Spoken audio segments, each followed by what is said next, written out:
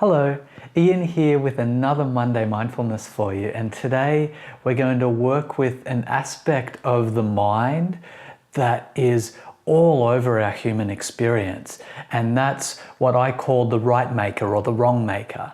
So it's actually the part of the mind or the aspect of the mind that actually goes about deciding rights and wrongs and looking at how that's balanced. A good way to tell if you're using the right and the wrong maker is sometimes there's sides involved. So it creates inside the mind this perception of one side and the other, and some sort of conflict that can even work internally with that.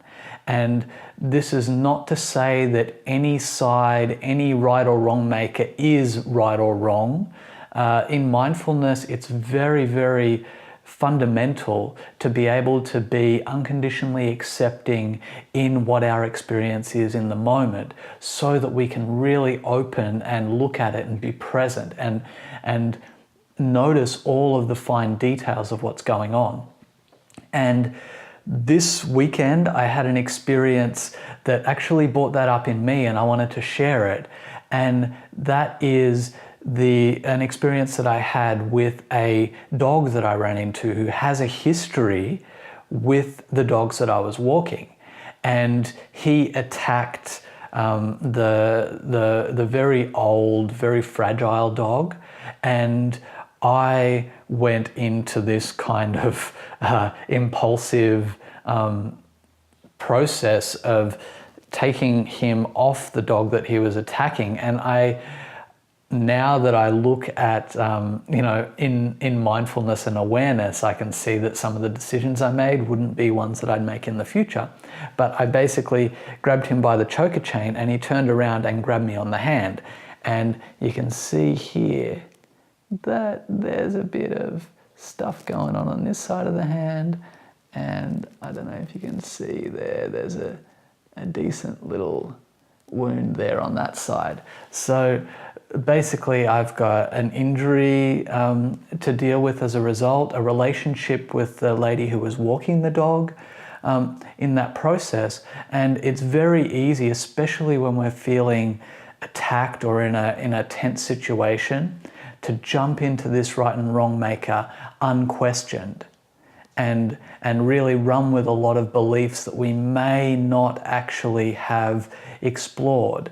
And there's times for doing this, but also if we can build the habit of understanding and being conscious of our choices here, we can make more, obviously, conscious choices. So there's a lot of dynamics that I ran into with this interaction with the dogs. There was like stories about all of its upbringing and the reasons why behind this, ways to potentially prevent it, a lot of things going on with that. And I could make a lot of assumptions around that I don't really know. I can just do a best effort in assuming, maybe ask questions, but honestly, mindfully, acceptingly and presently, I don't know a lot of these details, but I'm working with it. It's a best effort. I also noticed this urge to be defensive and kind of counterattack in a way. I also had a urge to also project the way that this would be handled in Australia onto somebody in the Romanian community. And I don't really, until now, I didn't really understand the details of how this is handled in Romania. So I learned a lot about that. But there was an urge to just clobber the Romanian situation with an Australian solution, which doesn't necessarily work either. So the right and the wrong maker was freaking out and trying to do all of these things. And in consciousness, I was able to take a breath and sometimes share my perspectives, but also be open-minded and understanding that I may not have all the information.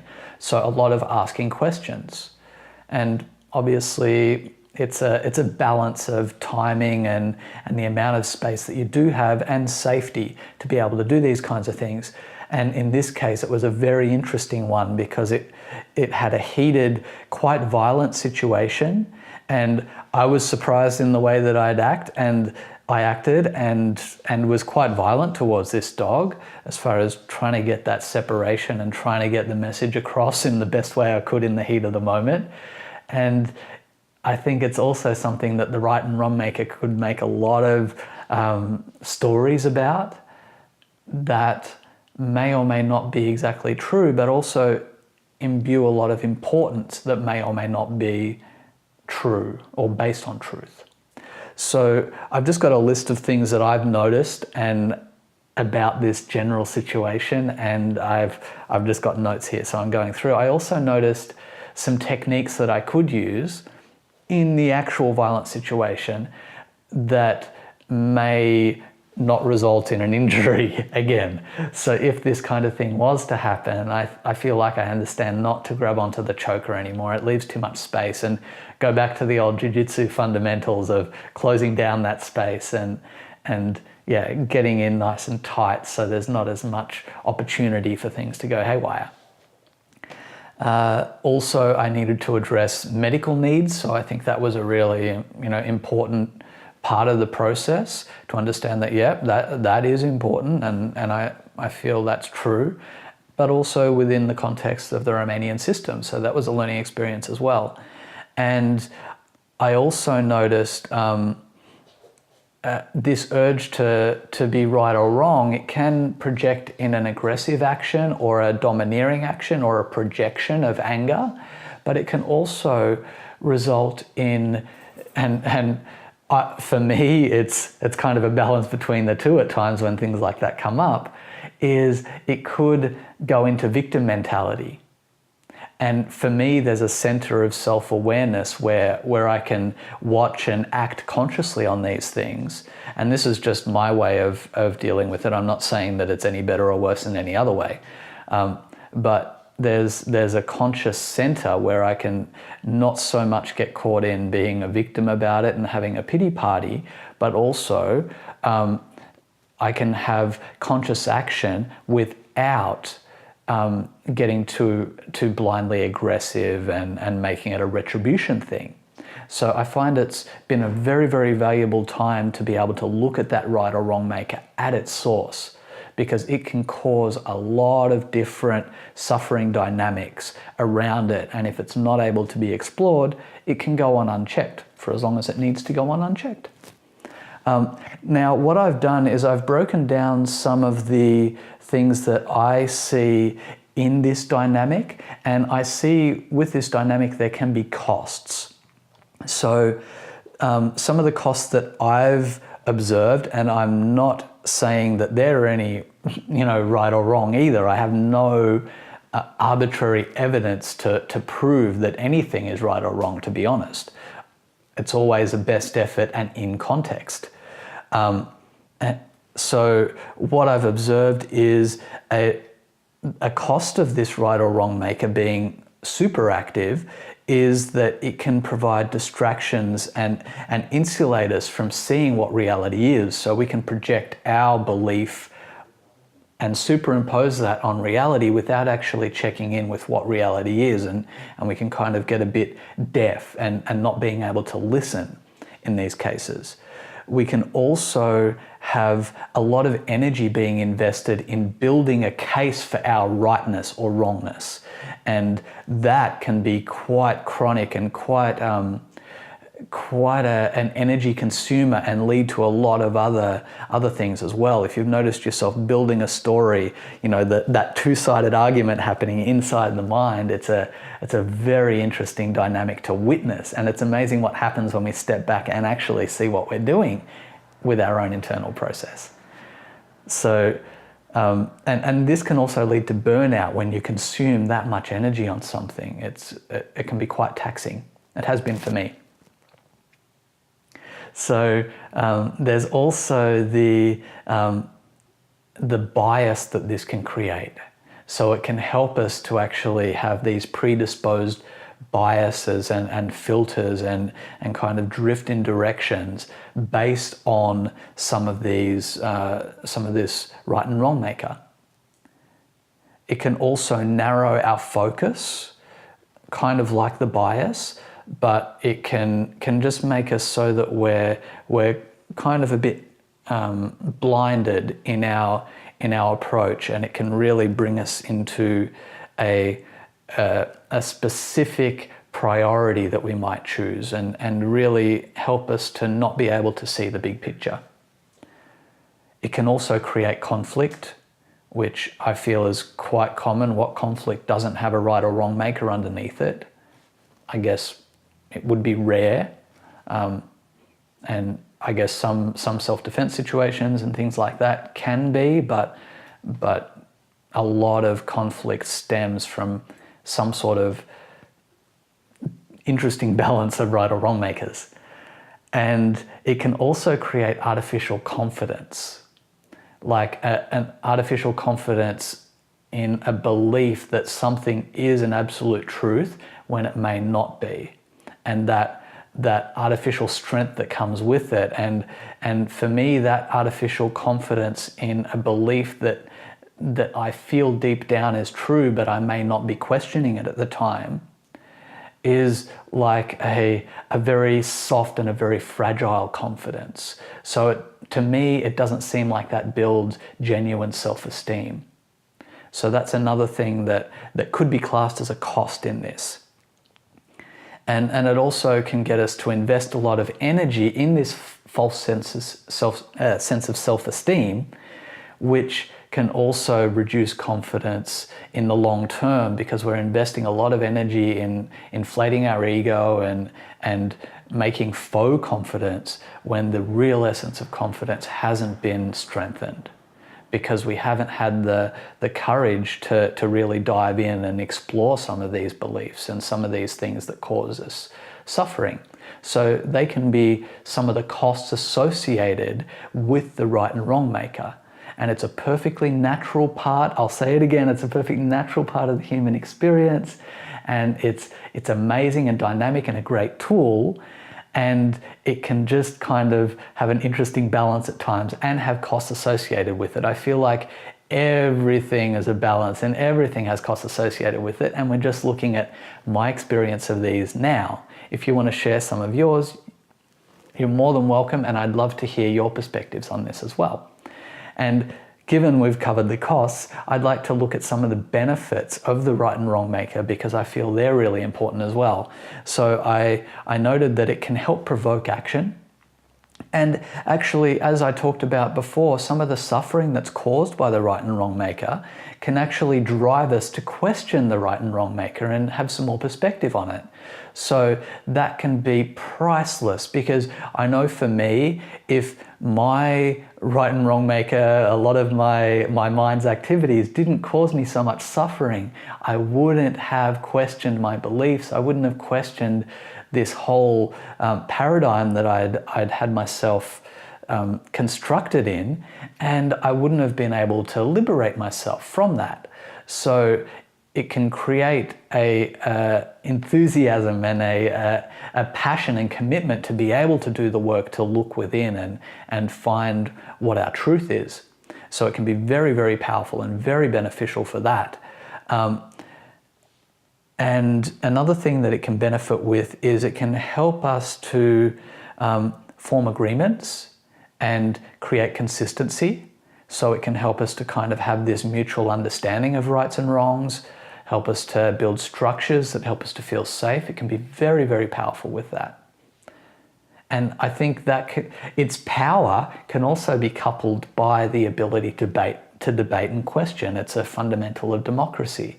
So these right and wrong makers can be very, very interesting and very, very encouraging for debate, which is another benefit of having this construct.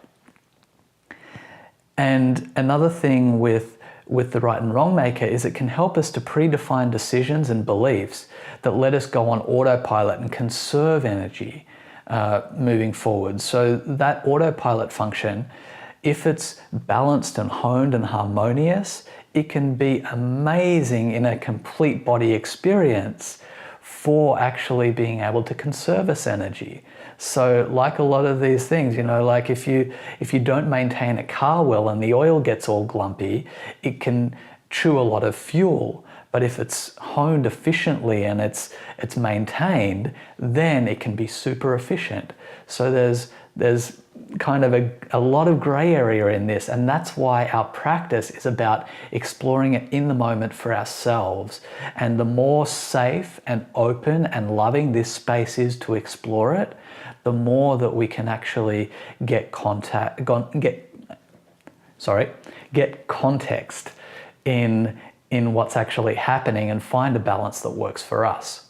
So this whole process is not about me telling you what's right or wrong. That would just be projecting my right or wrong maker on you. It's about giving tools, sharing examples from my life that may or may not be able to help you to find your own balance and find your own context and perspective on this, if it's something that you want to look at.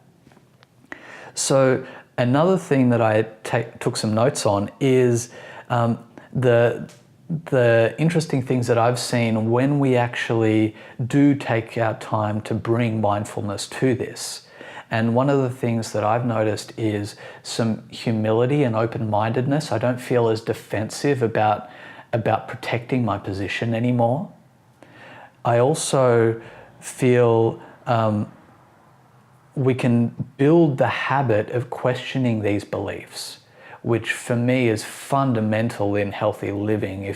If I haven't got a good way to be able to, good, right or wrong, yada yada, but I feel that fundamental of being able to question beliefs helps me on so many levels, and it's something that I can reproduce and use in different contexts to be able to really look at, okay, what is reality and what have I created on top of it?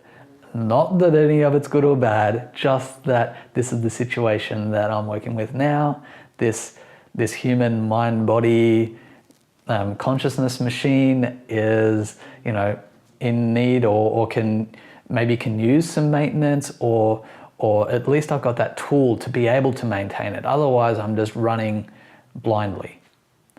So yeah, it can help us to question beliefs and build that habit, which I've found revolutionary in my life.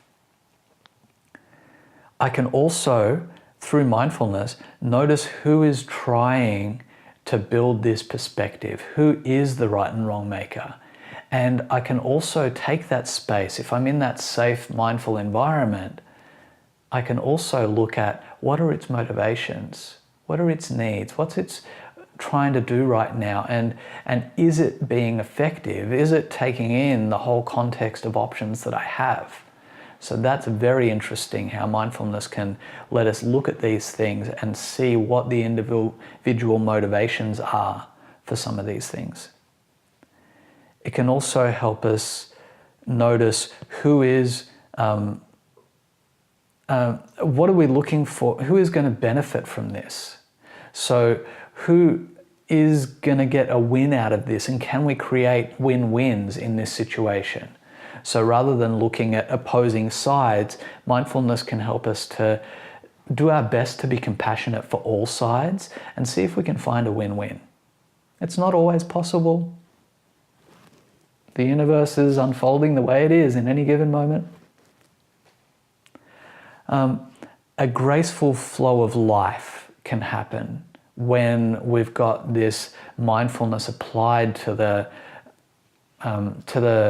choice maker and to the right and wrong maker, so that we can actually have this graceful flow and we're not holding all of these tensions and holding also belief systems that fundamentally may not even feel true to us when we really explore them. So it can help us to have this graceful flow and just being able to accept ourselves as we are in any given moment. And there's a lot of peace that comes with that. And also, it can take time to be able to sit with these things and genuinely allow them to unfold. And I'm not here to tell you when is the right or wrong time for that. Everyone has their own process, and I'm just saying that it's a practice. And for me, it generally starts in a seated practice or something that I'm applying to key things that then I'll go and sit with. And then I can explore that over time and become better and better at exploring these things and getting to the causes of them more and more quickly. But it's one thing for me to say it, it's another thing to actually apply it in your life and just really believe and see in just practical evidence that it is possible. Like anything, it's a skill we build.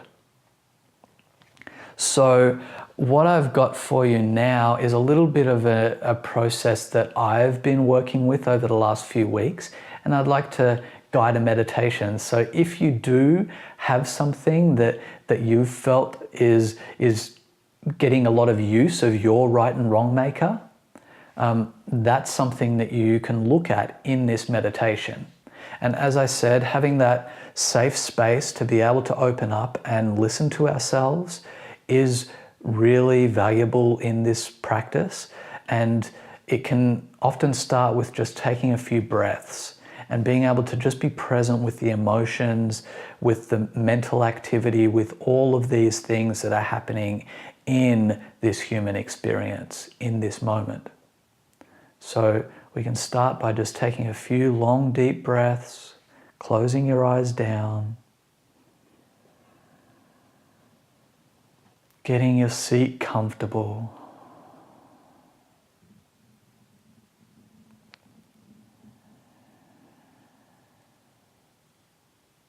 And if you have a right or wrong maker that you'd like to work with, you're welcome to join this meditation. It's completely optional. All parts of it are completely optional. Just taking a few long, deep breaths, making space for us to look at what we're experiencing.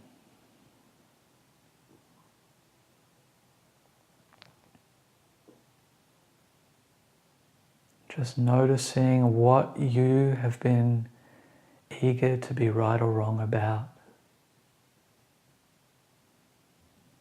You might notice why you're eager to be right and wrong about that thing. You might have emotions related to that.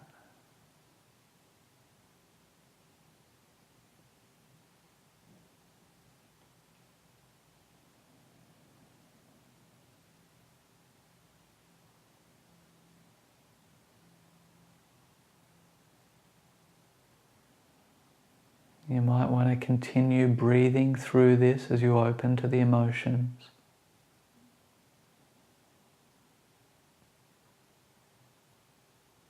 If you get distracted, coming to this moment again, this experience.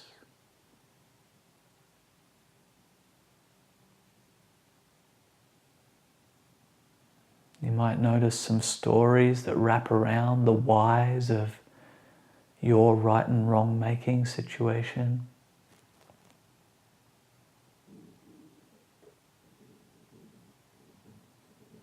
You might notice some general types of stories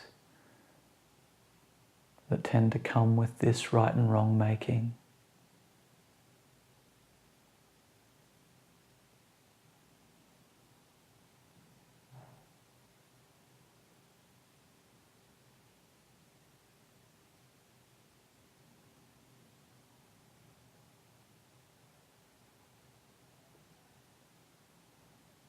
Just noticing the details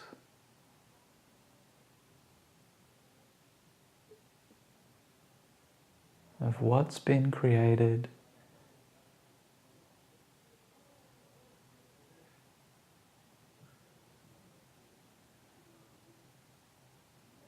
You might notice the areas where this particular right or wrong maker has touched your life. How has it had an impact?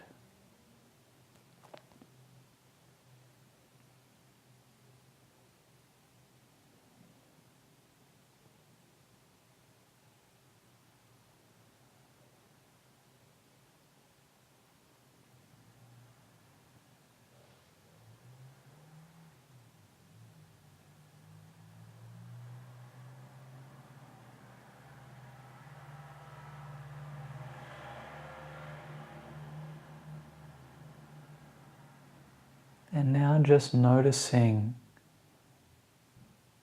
with this right or wrong maker, do we have irrefutable evidence that this is true?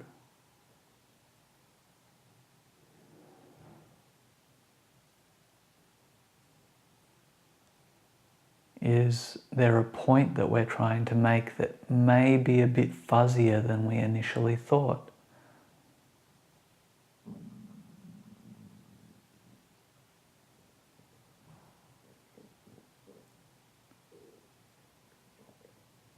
Where did we learn that this was true?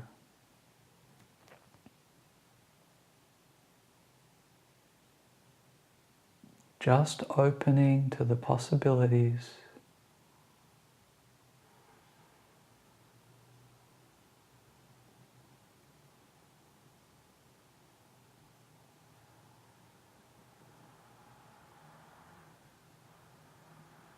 Are we 100% sure that this is true?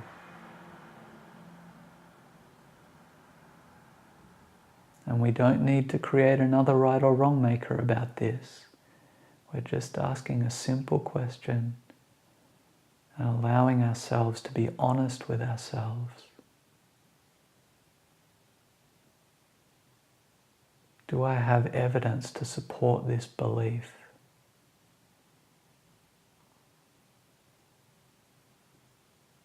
It's okay if I do. It's okay if I don't. The experience is what it is.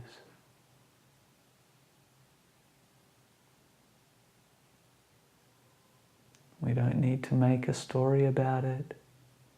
Just experience, feel,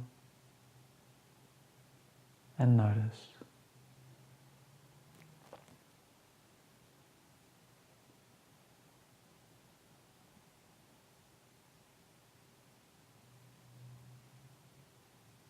So are we sure that it's true?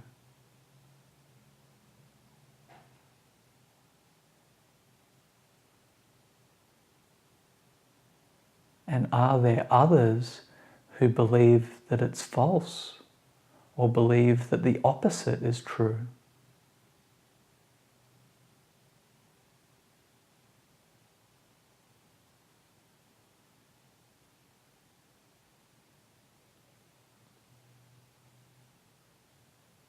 Just noticing, we don't have to draw to conclusions here. We're just opening our perspective.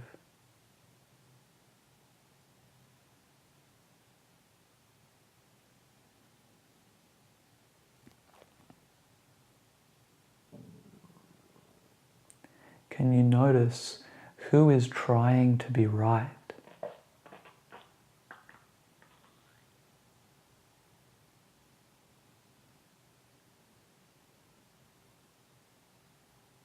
And who is witnessing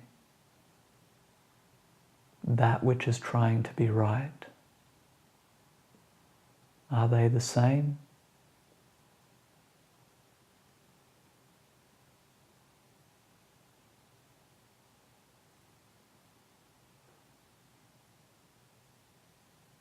Just observing that right and wrong maker, noticing how it feels,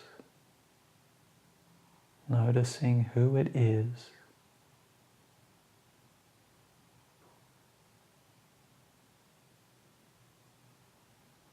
Noticing if it feels fragile or strong.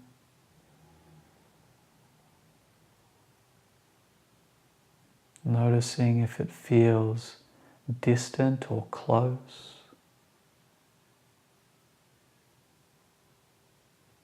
Noticing if it feels angry or scared.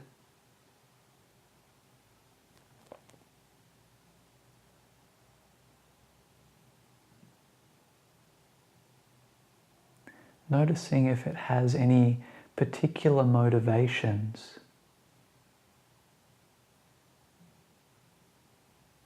What is it trying to achieve?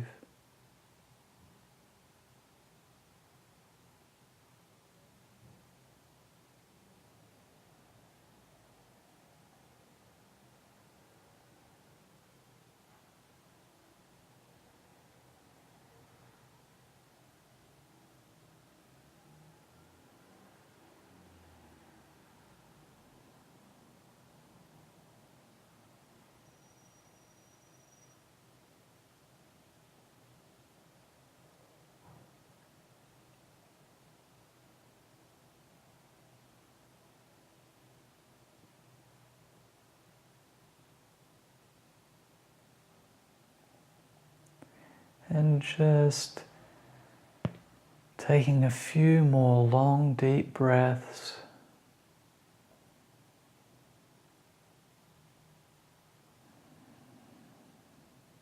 Just feeling that gratitude for the right and wrong maker, for this safe space that we've created, and everything within this human experience.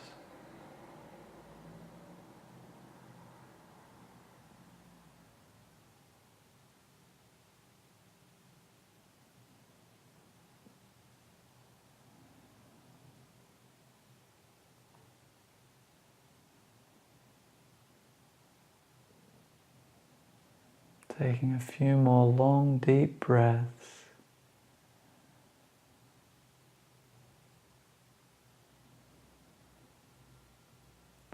Coming back to the hands and the feet, giving them movement.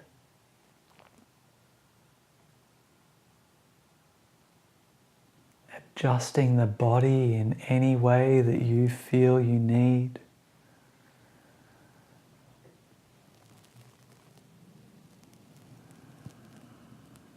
And slowly opening up your eyes and coming back into the space.